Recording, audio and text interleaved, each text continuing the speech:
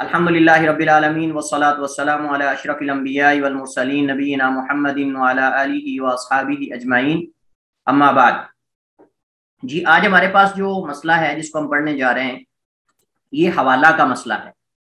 حوالہ اصل میں تحویل سے ہے، حول یحول تحویل، اور اسی طرح حال یحیل سے، اور اس کا معنی جو ہوتا ہے اصل میں کسی کے سپرد کر دینا یا اس کی تحویل میں دے دینا یا منتقل کر دینا۔ اور اسی سے آپ نے دیکھا ہوگا سعودی عرب کے اندر، خلیجی ممالک کے اندر جگہ جگہ جہاں مطلب مختلف جگہوں سے پیسے ٹرانسفر کیے جاتے ہیں دیگر ممالک میں، وہاں لکھا ہوتا ہے تحویلات، وہاں لکھا ہوتا ہے تحویلات۔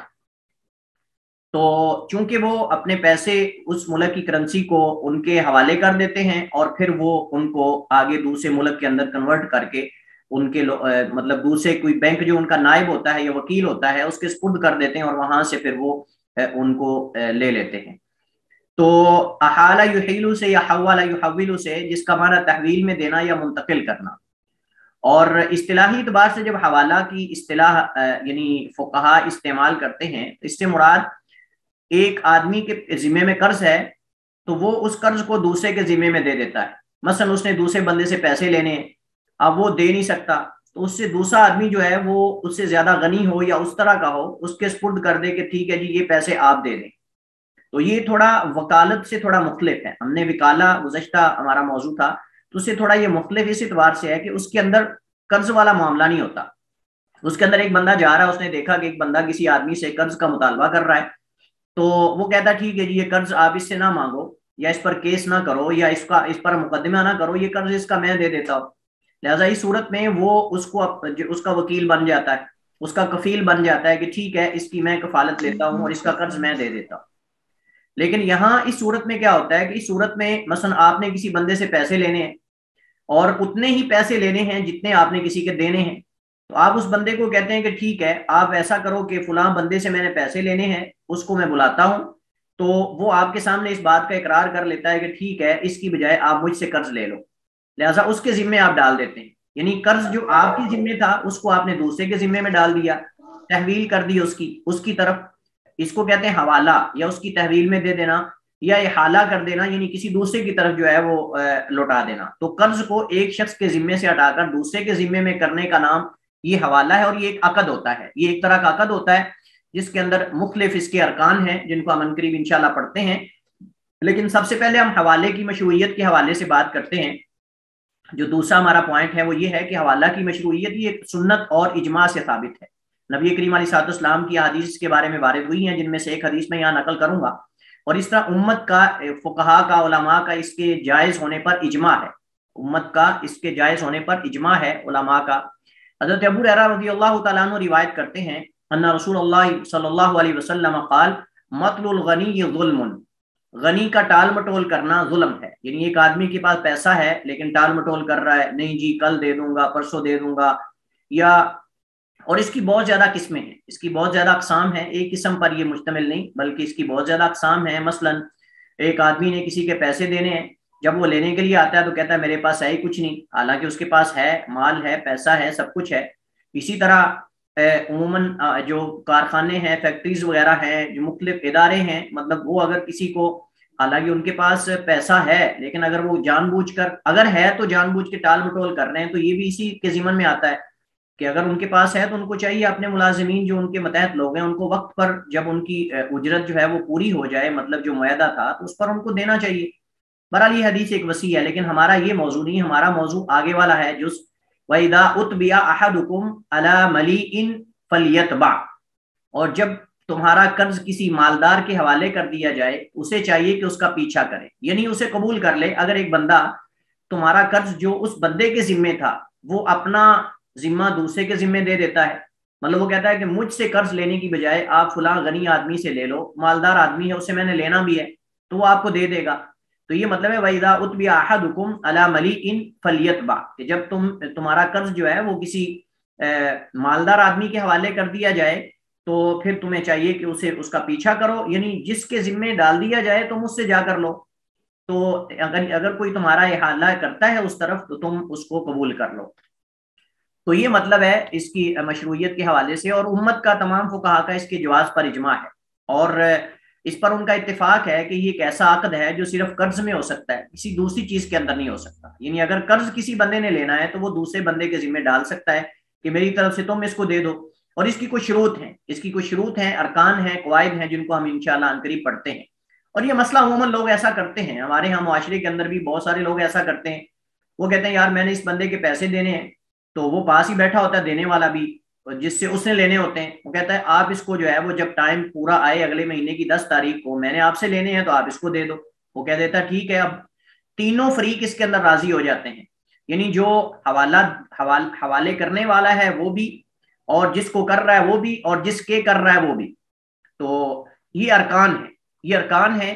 جیسا کہ محیل ہے، محیل یہ احالہ یحیل سے محیل اسم فاعل ہے، یعنی مقروض، جو ایسا مقروض جو اپنے قرض کو دوسرے کے حوالے کر دیتا ہے اور کہتا ہے کہ قرض خواہ کو کہتا ہے کہ تم اس سے لے لینا، یعنی جو کہ اپنے قرض کو کسی دوسرے کی طرف منتقل کرتا ہے، اس کو کہتے ہیں محیل. اور ایک ہے محال یعنی مفعول، جس کو وہ منتقل کر رہا ہے. محال یعنی اس سے مراد قرض خواہ یا قرض لینے والا ہے. اس کو کہتا ہے ٹھیک ہے جی آپ نے مجھ سے قرض لینا ہے، میری بجائے آپ فلاں بندے سے لے لو اور اس سے میں نے اتنے پیسے لینے ہیں، اور وہ آگے سے مان جاتا ہے کہ ٹھیک ہے میں اس کو دے دوں گا. تو یہ گویا کہ محال جو ہے یہ قرض خواہ ہے جس نے قرض لینا ہے. اور محال علیہ کون ہے؟ جس پر وہ اس کو حوالہ دے رہا ہے، یعنی جس کے پاس اس قرض لینے والے کو لوٹا رہا ہے یا اس کی طرف اس کو اس کا ریفرنس دے رہا ہے کہ آپ فلاں بندے سے لے لو، وہ محال علیہ ہے.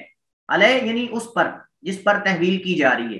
تو جس کی طرف مقروض نے اپنا قرض منتقل کیا ہے کہ تم میری طرف سے دے دو، یہ محال علیہ ہے. تو لہذا یعنی گویا کہ آپ یہ کہہ سکتے ہیں کہ محیل کا جو مقروض ہے، محیل کا جو مقروض ہے وہ اصل میں محال علیہ ہے. محیل کا جو مقروض ہے وہ محال علیہ ہے، حالانکہ محیل بذات خود بھی مقروض ہے. تو محیل مقروض ہے محال کا. یہ آپ آسان سے اگر آپ آسانی سے سمجھ سکتے ہیں تو آپ یہ کہہ سکتے ہیں محیل مقروض ہے محال کا، اور محال علیہ مقروض ہے محیل کا. محیل مقروض ہے محال کا اور محال علیہ مقروض ہے محیل کا. تو اس انداز سے ہم اس کو اس کے ارکان بنا سکتے ہیں. تو محیل جو احالہ کر رہا ہے، جو تحویل کر رہا ہے، اور محال جس کو دوسرے کی طرف منتقل کر رہا ہے کہ آپ اس سے لے لو، اور محال علیہ یعنی جو جس کے ذمے یہ حوالہ دیا جا رہا ہے، جس کا حوالہ دیا جا رہا ہے، جس کی تحویل میں یہ قرض جو ہے لوٹایا جا رہا ہے، اس کے ذمے سے نکال کے اس کے ذمے کر رہا ہے. ایک ہے محال بھی، اور اس سے مراد وہ قرض ہے جس کی منتقلی کی جا رہی ہے. محال بھی یعنی مفعول ہے جس کی منتقلی کر رہا ہے، اتنا قرض ہے آپ جو ہے اس سے جا کر لے لو. تو یہ محال بھی یعنی وہ قرض جس کی منتقلی کر رہا ہے، وہ منتقل کر رہا ہے اس کو اپنے ذمے سے دوسرے کے ذمے. اور یہ قرض ہے جو لینا ہے محال نے، جو محال قرض خواہ نے لینا ہے. یہ سیغہ یا الفاظ، یہ ہم نے جتنے بھی مسائل پڑھے ہیں نکاح کے اندر، طلاق کے اندر، دیگر مسائل کے اندر، وہاں ہم نے پڑھا تھا کہ سیغہ ایجاب و قبول مراد ہوتا ہے. اس سے ایجاب و قبول اس سے مراد ہے کہ تینوں فریقین، تینوں فریق اس کے اندر جو ہیں، محال، اس طرح محیل، محال، محال علیہ، یہ تینوں راضی ہوں. یعنی دوسرے لفظوں میں ہم یہ کہہ سکتے ہیں کہ محیل جو ہے وہ احالہ کرنے، حوالہ کرنے پہ راضی ہو، اور محال اس کی طرف جانے پہ راضی ہو، اور محال علیہ اس کو قبول کرنے پر راضی ہو. محیل حوالہ دینے والا راضی ہو، محال جس کو حوالہ دے رہا ہے وہ، اور محال علیہ جس کی طرف حوالہ دے رہا ہے. تینوں راضی ہونے چاہیے. اگر تینوں میں سے دو راضی ہو جاتے ہیں، مثلا محیل اور محال علیہ راضی نہیں ہوتا، تو اس صورت میں بھی حوالہ مکمل نہیں ہوگا. اور اسی طرح اگر جو ہے محال اور محال علیہ ہو جاتے ہیں، محیل نہیں ہوتا، تو پھر بھی یعنی تینوں کا راضی ہونا اس کے اندر ضروری ہے. تو یہ اس کے ارکان ہیں. اب ہم چلتے ہیں حوالہ کی شروط کی طرف. حوالہ کی شروط کی طرف، حوالہ کی شروط 6 عموماً ذکر کی جاتی ہیں، جن میں سے کچھ متفق علیہ ہے اور کچھ میں اختلاف ہے، جس کے ہم ساتھ انشاءاللہ اشارہ کریں گے. پہلی شرط یہ ہے کہ تینوں محیل، محال اور محال علیہ، یعنی جن کا بھی ہم ذکر کریں، محیل حوالہ دینے والا، محال جس کو حوالہ دے رہا ہے، اور محال علیہ جس کا حوالہ دے رہا ہے، یہ عاقل اور بالغ ہوں. کیونکہ مجنون اور بچہ کامل التصرف نہیں ہوتا، جیسا کہ ہم پہلے ذکر کر چکے ہیں. نبی کریم علیہ السلام نے فرمایا رفع القلم عن ثلاث، کہ 3 قسم کے لوگوں سے قلم اٹھا لیا گیا ہے، عن النائم حتی یستیقظ، وعن المجنون حتی یفیق، وعن الصبی حتی یحتلم. بچے سے حتیٰ کہ اس کو حتیٰ کہ بالغ ہو جائے، اور مجنون سے حتیٰ کہ اس کو فاقہ ہو جائے. یعنی اگر تو اس کی عقل ٹھیک ہو جاتی ہے تو پھر وہ مکلف ہے، لیکن اگر اس کی عقل ٹھیک نہیں تو مکلف نہیں. یہ 3 ایسے لوگ ہیں جو غیر مکلف ہیں.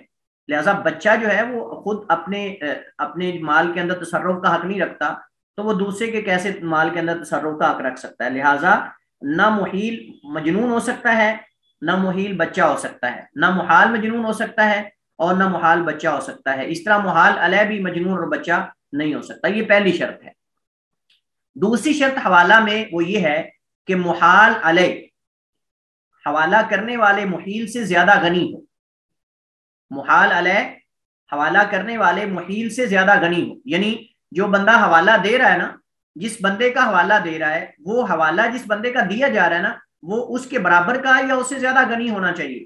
یہ نہیں کہ ایک بندہ جو حوالہ دے رہا ہے وہ اس بندے کا حوالہ دے جو اس سے بھی زیادہ فقیر ہو، جس کے بعد کچھ بھی نہ ہو۔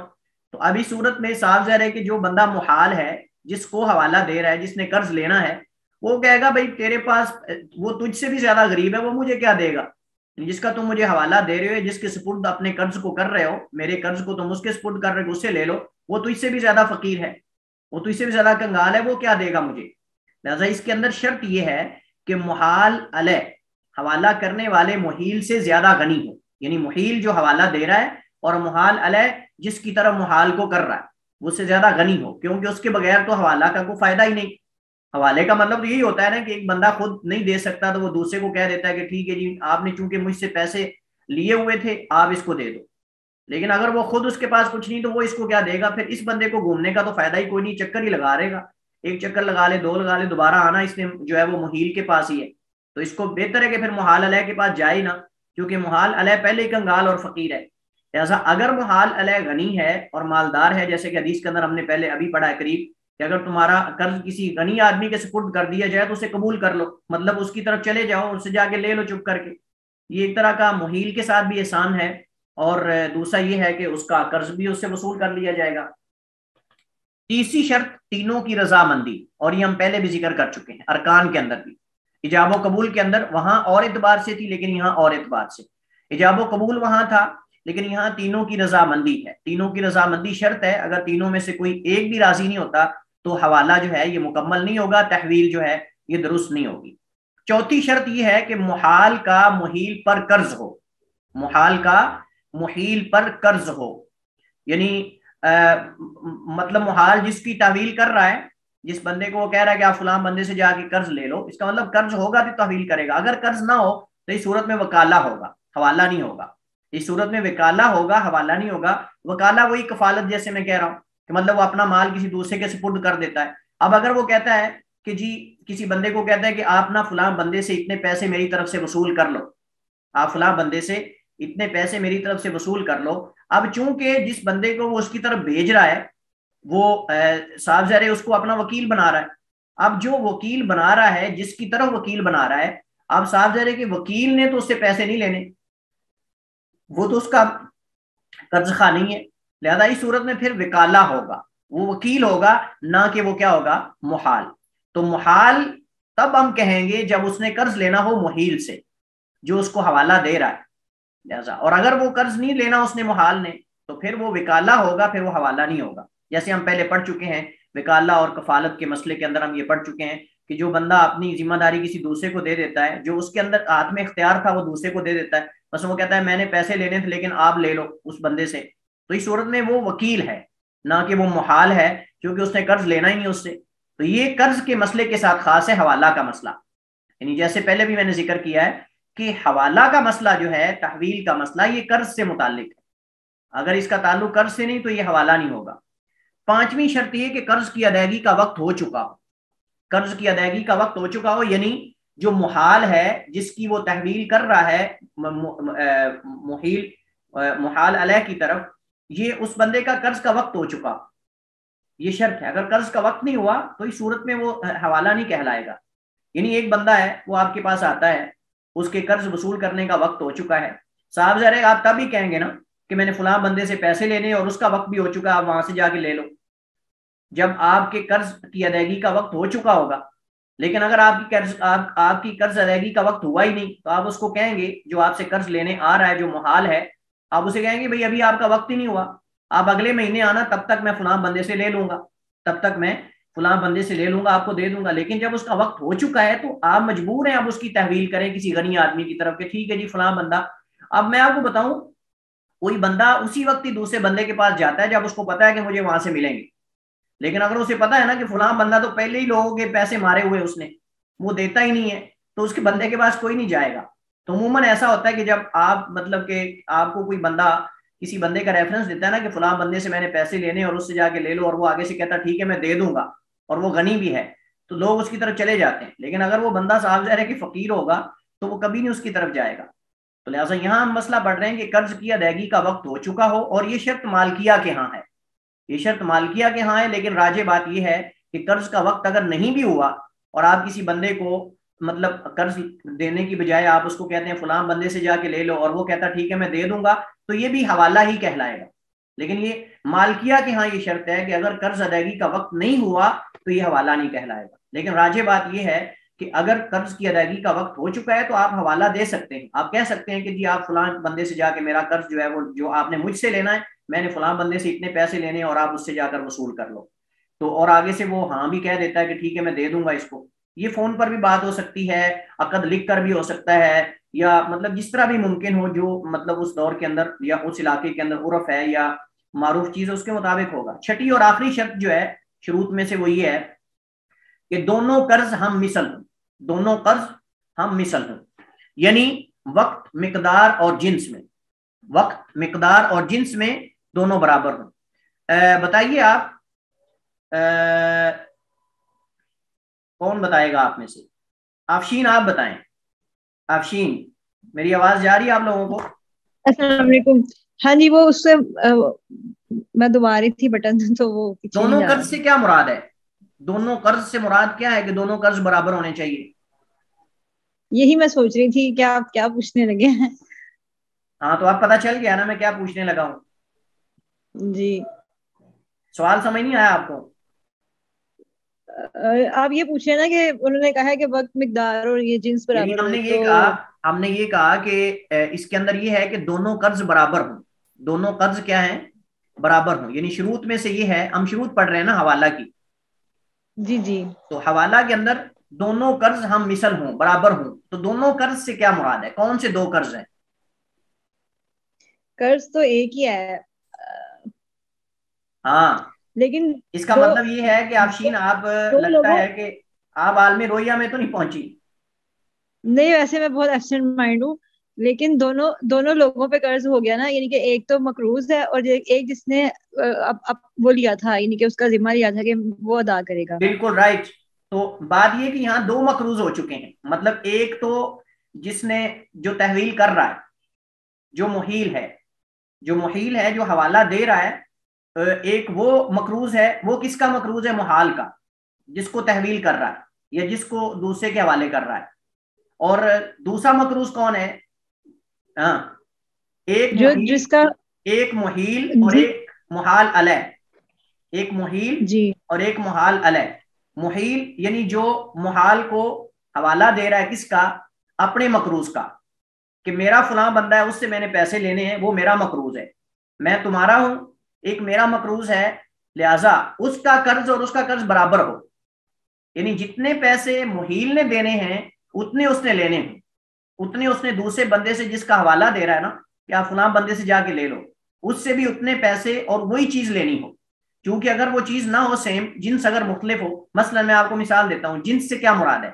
جنس کا مطلب یہ ہے کہ اس نے اس سے گائیاں لینی ہیں، اس نے جس کا حوالہ دے رہا ہے اس سے گائیاں لینی ہے، جبکہ اس نے محال کی جو ہے وہ نقدی دینی ہے. اب آپ جانتے ہیں کہ یہاں جنس بدل گئی ہے، مطلب اس نے نقدی دینی ہے اور آگے سے اس نے گائیاں لینی ہے. تو ابھی صورت کے اندر ہو سکتا ہے وہ گائیاں اس کو دبلی پتلی دے دے، پھر جو اختلاف تو وہی رہے گا. تو اس وجہ سے یہاں اختلاف باقی رہے گا. تو اس اختلاف کو ختم کرنے کے لیے تو حوالہ نکالا گیا ہے، لیکن اگر حوالے کے اندر بھی اختلاف باقی رہے گا تو پھر حوالے کا فائدہ تو نہیں ہے. لہذا اس صورت میں شرط یہ لگائی جائے گی کہ حوالہ اس وقت حوالہ کہلائے گا کہ جب دونوں قرض جو محیل نے دینا ہے حوالہ دینے والے نے وہ بھی، اور جو اس نے لینا ہے آگے سے محال علیہ سے، دونوں کا قرض برابر اور ہم جنس ہو. اگر نقدی ہے تو نقدی ہو، اگر سونا ہے تو سونا ہو، چاندی ہے تو چاندی ہے، درہم ہے تو درہم ہے. تو لیکن یہ کہ جنس ایک ہونی چاہیے، یعنی اگر نقدی ہے تو نقدی ہو، یہ البتہ الگ ہے، ڈالر ہوں یا مطلب کہ پیسے ہوں، ایک طرف ڈالر ہوں ایک طرف پیسے ہوں، چل جائے گا. یہ مطلب ہے جنس کا. میں آپ کو یہاں ہم نے کتاب الزکات کے اندر یہ پڑھا تھا کہ اگر جنس اگر جو ہے وہ جنس ایک ہے لیکن صنف بدل گئی ہے، کوالٹی بدل گئی ہے، جنس ایک ہی ہے کوالٹی بدل گئی ہے، تو اس صورت کے اندر جو ہے وہ کمی بیشی جائز ہے لیکن نقد و نقدی ہوگا.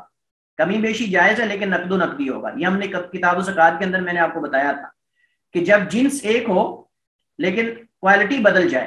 مثلا جنس سے مراد کیا ہے؟ ہم نے پڑھا تھا ایک جنس ہے جو ہے وہ نقدی کی، سونا اور چاندی، یہ ایک جنس ہے، یہ ایک جنس ہے لیکن ان کی کوالٹی. تو جیسے میں نے آپ کو بتایا تھا نا، ہم نے کتاب الزکات کے اندر یہ پڑھا تھا کہ کتاب الزکات کے اندر یہ اصول اور قاعدہ ہے کہ جب جنس ایک ہو اور کوالٹی بدل جائے ایک ہی جنس کی کوالٹی میں، مثلا سونا چاندی ہے نا، اب سونا اور چاندی کی جنس ایک ہے، سونا چاندی کی جنس ایک ہے لیکن کوالٹی مختلف ہے، چاندی کی کوالٹی الگ ہے، سونے کی کوالٹی الگ ہے. اسی طرح خوراک جو ہے طعام، اس کے اندر جنس ایک ہے کھانا، لیکن اس کے اندر کیا آتا ہے؟ گندم بھی، چاول بھی، اس طرح جو ہے وہ کھجور وغیرہ جتنی چیزیں ہیں وہ ساری اس میں اس ایک جنس کے اندر آئیں گی، لیکن کوالٹیز مختلف ہوں گی ان کی. تو جب جنس ایک ہو کوالٹی بدل جائے اس وقت اضافہ جائز ہے، یعنی کمی بیشی جائز ہے لیکن نقد و نقدی. لیکن جب جنسیں بھی بدل جائیں اور کوالٹیز بھی بدل جائیں تو اس صورت میں ادار بھی ہو سکتا ہے اور اضافہ بھی ہو سکتا ہے، کمی بیشی بھی ہو سکتی ہے. یہ قاعدہ اور اصول ذہن میں رکھیں ہمیشہ. جب جنس مختلف ہو، کوالٹی بھی مختلف ہو، اس صورت میں ادار ایک طرف سے اور ایک طرف سے نقد بھی ہو سکتا ہے اور کمی بیشی بھی ہو سکتی ہے. لیکن جب جنس ایک ہو لیکن کوالٹی بدل جائے اس صورت میں کمی بیشی تو جائز ہے لیکن نقد و نقدی ہوگا. مثلا ہم یہاں بات کرتے ہیں نقدی کی، ہمارے یہاں بینکوں میں لوگ تحویل کرتے ہیں. اب اس صورت میں اضافہ تو جائز ہے، مطلب ایک بندے نے ریال دی، اب پاکستانی پیسے لے گا تو زیادہ ملیں گے اس کو، صاف ظاہر ہے. جیسا کہ آپ جانتے ہیں کہ اگر مطلب ایک ریال ہے تو وہ سعودی تقریباً 40 سے زیادہ بن رہے ہیں، 40 سے 2-3 روپے اوپر زیادہ تقریباً. اب اس صورت میں اگر وہ ریال دیتا ہے تو اس کو پیسے زیادہ ملیں گے، لیکن نقد و نقدی شرط ہے، نقد و نقدی شرط ہے. اور جیسے کہ ہم اس ہمارے سبق کے آخر میں انشاءاللہ پڑھیں گے کہ آپ کو جو وہ بینک جس سے آپ تحویل کر رہے ہیں، جس سے آپ ٹرانسفر کر رہے ہیں پیسے، وہ آپ کو باقاعدہ بل دیتا ہے، وہ آپ کو ایک رسید دیتا ہے. یہ اصل میں ایک طرح کا قبضہ ہے. یہ گویا کہ آپ نے نقد و نقدی ہی کیا ہے کام. آپ نے اس کو ریال دیے، آپ نے اس کو ڈالر دیے، اس نے آپ کے پیسے بھیج دیے دوسرے بینک کے اندر جو وکیل ہے ان کا پاکستان کے اندر، مثلا اس نے آپ کو باقاعدہ حوالہ یعنی سیریل نمبر دے دیا ہے کہ یہ آپ کا تحویل نمبر ہے. لہٰذا وہ نمبر آپ کے پاس گویا کہ آپ کا قبضہ ہے، مطلب ایک ملکیت آپ کی ہوگی. اب اس سے آپ کو چھین نہیں سکتا. بعض لوگ اس پہ اعتراض کرتے ہیں، بعض لوگ کہتے ہیں جی نقد و نقدی شرط ہے، جب جنس ایک ہو لیکن کوالٹی بدل جائے تو پھر نقد و نقدی شرط ہے، کرتے اضافہ ہو سکتا ہے. تو ہم کہتے ہیں کہ اگر آپ کو رسید بینک نے دے دی ہے تو یہ آپ کے پاس قبضہ تو ہو گیا آپ کا، اب نقد تو ہو گیا، اور کیا ہے؟ آپ نے اس کو نقد پیسے دیے، اس نے آپ کو رسید دے دی، اب یہ رسید آپ کی ملکیت ہے. اگر آپ نے اکاؤنٹ میں پیسے بھجوائے ہیں تو آپ کے اکاؤنٹ میں پہنچ گئے، اگر آپ نے کسی بندے کے نام پہ بھجوائے ہیں تو اس بندے کے اکاؤنٹ میں پہنچ گئے. تو یہ گویا کہ آپ کی ایک طرح کی قبضہ ہو چکا ہے، لہٰذا یہاں ادار والی بات ہی نہیں رہی. لیکن بعض لوگ اس کو کہتے ہیں نہیں جی یہاں یہ خلل آ رہا ہے، چونکہ سود اس کو سود کہیں گے، یعنی جنس جب ایک ہو کوالٹی بدل جائے تو نقد و نقدی ہونا چاہیے، لیکن یہ تو سود ہے چونکہ آپ کے پاس پیسے تو ہے ہی نہیں، آپ نے بھیجے ہیں، ٹرانسفر کیے ہیں، لیکن وہ تو بعد میں پہنچتے ہیں. ہم کہتے ہیں پہنچتی اگرچہ بعد میں ہے لیکن آپ کے پاس اس کی پروف تو موجود ہے، رسید تو موجود ہے نا. یہ گویا کہ قبضے کے قائم مقام ہے، یہ گویا کہ قبض کرنے کے یا نقد و نقدی کے قائم مقام ہے. چلیے خیر، تو ہم کہتے ہیں کہ یہاں جو مسئلہ ہم مطلب کر رہے ہیں وہ یہ ہے کہ دونوں ہم مثل ہوں، یعنی وقت، مقدار اور جنس ہر اعتبار میں اس کا بھی وقت ہو چکا ہو، اور جو محیل ہے اس کے قرض دینے کا بھی وقت ہو چکا ہو کہ اس نے محال کو قرض دینا ہے، اور آگے اس کے لینے کا وقت بھی ہو چکا ہو. اور اسی طرح اگر اس نے مطلب کہ نقدی ہے تو نقدی ہو، اگر کوئی بینس یا کوئی دوسری چیز ہے، خوراک ہے تو خوراک ہو، یا کوئی اور جانور ہے تو جانور ہو. اس صورت میں یہ نہیں ہو سکتا کہ ایک اس نے جو محیل ہے اس نے نقدی دینی ہے محال کی، لیکن وہ آگے محال علیہ جو ہے اس نے گائے لینی ہے یا اس نے اس سے کوئی اور چیز لینی ہے. تو اس صورت میں پھر یہ حوالہ نہیں ہوگا بلکہ کوئی اور صورت اس کو کہیں گے. اگر وہ مان جاتے ہیں تو پھر یہ کفالت ہو سکتی ہے اور مسئلہ، لیکن اس کو حوالہ ہم نہیں کہیں. حکم کیا ہے؟ جب حوالہ میں گزشتہ شروط پوری ہو جائیں تو وہ ایک شخص کے ذمے سے دوسرے شخص یعنی محال کے ذمے منتقل ہو جائے گا، محال کے ذمے منتقل ہو جائے گا، اور اس کے ساتھ ہی محیل حوالہ کرنے والا بری و ذمہ، سوری محال علیہ، یہاں ایک مسٹیک ہے، غلطی ہے، محال علیہ کے ذمے منتقل ہو جائے گا۔ یعنی جب حوالے کی ساری شروط پائی جائیں گی تو وہ جو قرض اس نے دینا تھا نا محیل نے، محال کا، وہ محال علیہ کے ذمے منتقل ہو جائے گا، اور اس کے ساتھ ہی محیل حوالہ جو کرنے والا ہے وہ بری و ذمہ ہو جائے گا، کیونکہ اس کی رضامندی سے ہو رہا ہے، صاحب ظاہر ہے جب اس کی رضامندی سے ہو رہا ہے تو اب وہ بری ہے۔ اب جو پیسے لینے والا ہے جو محال ہے، جس کی اس نے تحویل کی ہے دوسرے محال علیہ کی طرف، اب وہ دونوں کا معاملہ ہے، وہ محیل بیچ میں سے نکل جائے گا، کیونکہ اس نے اس کے ذمہ ڈال دیا ہے، اب وہ بیچ میں سے، اور رضامندی سے ہوا ہے، صاحب ظاہر ہے، جب رضامندی سے ہوا ہے تو اب اس صورت کے اندر وہ پہلا بندہ جو محیل ہے حوالہ دینے والا وہ بیچ میں سے نکل جائے گا۔ اب مسئلہ رہ جائے گا محال کا اور محال علیہ کا، اب وہ دونوں آپس میں اپنے معاملے کو کلیئر کریں۔ حوالہ کی اقسام کیا ہے؟ حوالہ کی عموماً دو قسمیں ذکر کی جاتی ہیں، ایک حوالہ مقیدہ ہے اور ایک مطلقہ ہے۔ مقیدہ کا مطلب یہ ہے کہ جس میں قرض کی قید ہو، جیسا کہ حوالہ کرنے والا محال کو کہے کہ جو قرض میں نے آپ سے لینا ہے، محال حوالہ کرنے والا محال علیہ کو کہے کہ جو میں نے قرض آپ سے لینا ہے اس میں اسے میری طرف سے 2000 کی ادائیگی کر دو، یعنی فلاں بندے کو جو میں نے قرض آپ سے لینا ہے وہ میری طرف سے فلاں بندے کو حوالہ مطلب اس کے حوالے کر دیتا ہے، کہتا ہے اس کی ادائیگی کر دو، یعنی اس کے اندر قید ہو، اس کے اندر قید ہو کہ اتنا میں نے قرض آپ سے لینا ہے اور اتنا آپ فلاں بندے کو دے دو۔ لیکن مطلقہ کا مطلب کیا ہے کہ قرض دینے والا لینے والے کو کہے کہ اپنا قرض فلاں شخص سے جا کر لے لو، یعنی ایک کے اندر ہے کہ وہ کہے اس بندے کو جو محال علیہ ہے اس کو کہے کہ آپ میں نے چونکہ آپ سے اتنے پیسے لینے تھے 2000 یا 3000 تو آپ جو ہے فلاں بندے کو، لیکن ایک بندہ کہ سیدھا کہہ دیتا ہے جاؤ جی فلاں بندے سے پیسے لے لو، میرے پاس نہیں ہے، میں نے فلاں سے لینے، آپ وہاں سے لے لو۔ ایک اس کو باقاعدہ بتاتا ہے کہ اتنے پیسے میں نے آپ سے لینے تھے لہٰذا یہ اس کو دے دو چونکہ میں نے اس کے دینے، لیکن ایک یہ کہ اس کو کہتا ہے جی آپ جاؤ فلاں بندے سے لے لو، لیکن اس کو کہتا نہیں کہ کتنے پیسے ہیں۔ تو اس کے اندر جس کے اندر قید ہو اتنے پیسے میں نے آپ سے لینے ہیں اور اتنے میں نے کسی کے دینے ہیں لہٰذا آپ یہ دے دو، یہ مقید ہے۔ لیکن جس کے اندر مطلق ہے کہ آپ اس سے جا کر لے لو فلاں بندے سے، اس سے میں نے لینا ہے، کتنے لینے ہیں کوئی پتہ نہیں، تو یہ مطلق ہے۔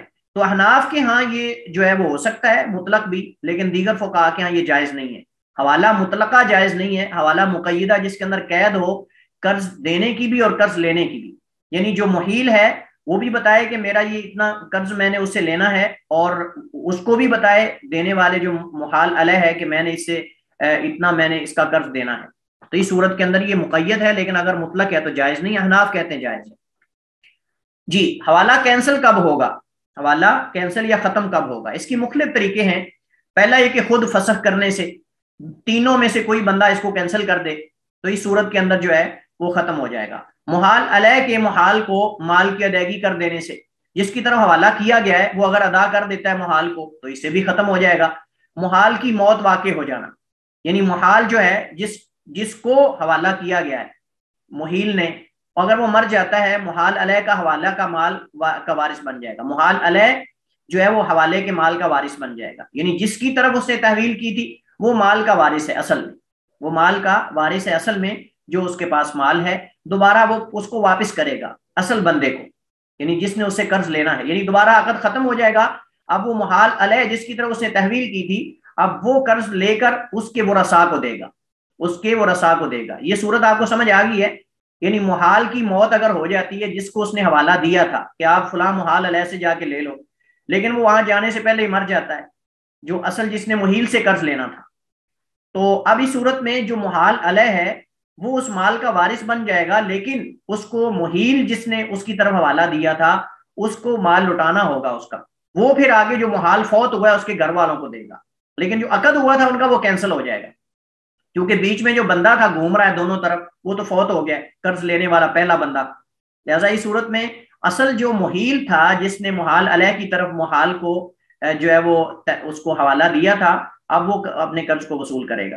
محال وہ مال خود ہی محال علیہ کو ہبہ کر دے، یعنی جو محال ہے جس نے قرض لینا تھا محیل سے اب وہ حوالہ قبول کر لیتا ہے، لیکن محال علیہ کو کہتا ہے جی میں نے آپ کو ہبہ کر دیا، اور آگے سے وہ قبول کر لے تو اس صورت میں بھی حوالہ ختم ہو جائے گا۔ یا پھر محال وہ مال خود ہی محال علیہ کو صدقہ کر دے، ایک ہے ہبہ کر دے گفٹ، دوسرا یہ کہ صدقہ کر دے اگر وہ غریب ہو جاتا ہے یا اس پہ کوئی آفت آ جاتی ہے یا اس کا گھر اجڑ جاتا ہے یا چور لے جاتے ہیں، یہ کچھ ہو جاتا ہے، وہ کہتا ہے میں نے آپ کو صدقہ کیا. یعنی ایک ہے ہبہ اور ایک ہے صدقہ. آپ جانتے ہیں کہ ہبہ اور صدقہ میں فرق ہوتا ہے، ہبہ اور صدقہ میں فرق ہوتا ہے. تو محال وہ مال خود ہی محال علیہ کو صدقہ کر دے اور وہ آگے سے قبول بھی کر لے، تو اس صورت میں بھی حوالہ ختم ہو جائے گا. یا پھر محال خود ہی محال علیہ کو بری و ذمہ کر دے، وہ کہے کہ ٹھیک ہے جی میں نے آپ کو بری و ذمہ کیا اور یہ قرض جو ہے یہ میں خود اس سے جا کے وصول کر لوں گا. یا وہ اور وجہ ہو سکتی، کسی وجہ سے وہ خود ہی عقد کو ختم کر دیتا ہے محال، اور وہ محال علیہ کو کہتا ہے کہ تو بری و ذمہ ہے بیچ میں سے، میں اسے نپٹ لوں گا خود. یعنی محیل کا نام لے دیتا ہے کہ میں اسے خود کر لوں گا، تو بری و ذمہ ہے. تو اس صورت کے اندر بھی وہ بری و ذمہ ہو جائے گا محال، چونکہ محال علیہ، چونکہ محال نے اس کو خود بری و ذمہ کر دیا ہے. یہ تقریباً پہلی صورت سے ملتی جلتی ہے جو صدقہ کرنے والی اور ہبہ کرنے والی دو صورتیں ہیں، اس میں سے ایک یہ خاص کی گئی ہے کہ وہ یہ نہیں کہتا کہ میں نے آپ کو صدقہ کیا، میں نے آپ کو ہبہ کیا، بس یہ کہہ دیتا ہے کہ میں نے آپ کو بری و ذمہ کیا، اب آپ نہ بھی دیں تو کوئی مسئلہ نہیں. ایک یہ صورت تھوڑی اس سے بعض صورتوں مختلف اس اعتبار سے ہو سکتی ہے کہ اس کو بری و ذمہ کر کے پہلے بندے کو جا کے پکڑ لے جو محیل تھا اصل، یعنی جو اس کا قرض مقروض تھا. یہاں ایک مسئلہ ہے بینک کی تحویلات، یعنی جو بینک تحویل کرتے ہیں کہ کسی آدمی کسی بینک کو کچھ نقدی دے اور اس سے چیک لے لے یا حوالگی کی رسید لے لے جو اس نے حوالہ تحویل کی تھی، اور پھر اس سے اسی ملک میں کسی دوسری جگہ سے نکلوا لے یا کسی دوسرے ملک میں نکلوا لے. ایسا شرعاً جائز ہے کیونکہ یہ ایک ضرورت ہے اور اس میں چیک یا حوالگی رسید قبض کرنے کے قائم مقام. اس میں چیک یا حوالگی جو ہے یہ اصل میں رسید مطلب کہ رسید یا حوالگی جو ہے جو بھی ہے یہ قبض کرنے کے قائم مقام ہے. لہٰذا یہ درست ہے. جو بینکوں میں لوگ تحویل کرتے ہیں پیسہ، اس میں یہ قبض تو ہو رہا ہے، یعنی قبض تو ہے، جو کہتے ہیں نا یہ قبض جنس چونکہ ایک ہے لیکن کوالٹی بدل گئی ہے، لہٰذا اس صورت کے اندر اضافہ تو جائز ہے کمی بیشی، لیکن نقد و نقدی ہوگا تو نقد و نقدی ہو رہا ہے، صاحب ظاہر ہے اس کو رسید دے رہے ہیں، تو اس صورت کے اندر چیک یا رسید اگر مل رہا ہے تو یہ گویا کہ آپ کا قبضہ ہی ہے اس پر. تو یہ تھا حوالہ کا مسئلہ جو کہ اصل میں قرض کے ہی ارد گرد گھومتا ہے، جو قرض کے ہی ارد گرد گھومتا ہے. اور اس میں آپ کے ذہن میں سوال اٹھتا ہوگا کہ جو بینک میں ہم تحویلات کرتے ہیں مثلا باعث جو لوگ پیسہ بھیجتے ہیں، یہ قرض کیسے ہے؟ کون آپ میں سے بتائے گا؟ السلام علیکم. وعلیکم السلام ورحمۃ اللہ. جی استاذ، کیونکہ بینک میں ہمارا ہی پیسہ موجود ہوتا ہے نا جس کو ہم استعمال نہیں کر رہے ہوتے، اب ہم دوسری جگہ بھیجنا چاہ رہے ہیں تو ہم اس کے ذریعے ٹرانسفر کر رہے ہوتے ہیں، تو ایک طریقے سے بینک ہمارا مقروض بھی ہوتا ہے. جی اس اعتبار سے مطلب بینک آپ کا مقروض اس اعتبار سے ہے کہ وہ پیسہ جب تک آپ کے اکاؤنٹ میں ادھر نہیں پہنچ جائے گا وہ ذمہ دار ہے. یعنی اگر وہ کسی وجہ سے ٹرانسفر نہیں ہو پاتا، اور ہوتا بھی ایسا بسا اوقات، تو وہ مثلا پیسہ واپس چلا جاتا ہے خود بخود ہی، یا آپ کے اکاؤنٹ میں نہیں پہنچ پاتا کسی وجہ سے، کوئی مطلب ٹیکنیکلی مسئلہ ہوتا ہے یا کوئی اور فنی خرابی ہوتی ہے، تو اس وجہ سے وہ آپ بینک کے تو ذمے ہے نا جس نے تحویل کی آپ کے پیسوں کی. جب تک آپ کے ادھر اکاؤنٹ میں پیسہ نہیں آ جائے گا وہ بینک ذمہ دار ہے کہ وہ ادا کرے، اگرچہ آپ کے پاس پروف موجود ہے، اگرچہ آپ کے پاس جو ہے وہ پروف موجود ہے، لیکن اس کے باوجود بھی گویا کہ وہ یہ قرض کا معاملہ ہی ہے. جیسے ہم نے پہلے قرض کی معاملے، گویا کہ وہ آپ کے قرض کا ایک حوالہ، وہ آپ کو حوالہ دے